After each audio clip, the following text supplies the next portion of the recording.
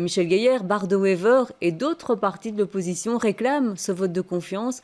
Et ce n'est pas tout, le service juridique de la Chambre l'estime nécessaire.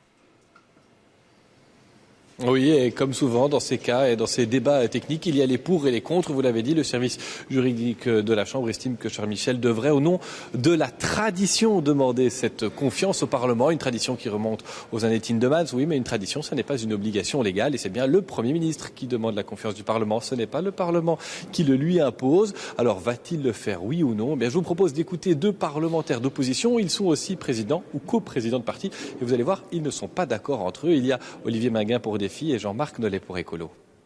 Dans le contexte institutionnel actuel, nous avons tous intérêt à respecter les pratiques institutionnelles.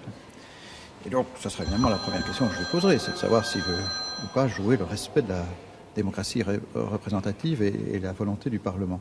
Et puis après ça, je lui exposerai à quelles conditions, ça vous me permettrez de le lui réserver dans le respect de nos institutions, à quelles conditions nous pourrions apporter éventuellement un concours pour veiller à la stabilité des institutions. Tout le monde se pose la question dans les partis traditionnels, est-ce qu'on va faire la confiance, est-ce qu'on va faire la défiance ?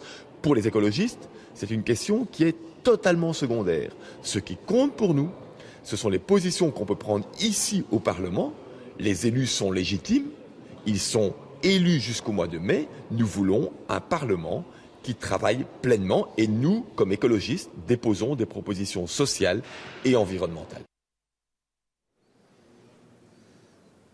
Ce qu'on comprend entre les lignes, c'est que Charles Michel va chercher des soutiens en dehors de ce qu'il reste de sa majorité, essentiellement du côté de la NVA, qui est sorti sans faire de commentaires de sa rencontre d'aujourd'hui, mais aussi, pourquoi pas, avec des partis plus à gauche. Deux précisions importantes. D'abord, Charles Michel poursuit ses consultations cet après-midi avec notamment le PS, les socialistes flamands, l'Open VLD, les Verts. Demain, dernière volée de consultation avec Défi et le CDH. Autre précision importante, vote de confiance, ce n'est pas la même chose qu'une motion de défiance. Ce n'est pas parce qu'il y a un vote de confiance et quand bien même un refus d'accorder cette confiance au gouvernement qu'on aurait des élections anticipées. Simplement, un vote de confiance, une confiance qui ne serait pas accordée au gouvernement, ça plongerait l'équipe Michel ou ce qu'il en reste en affaires courantes jusqu'au mois de mai.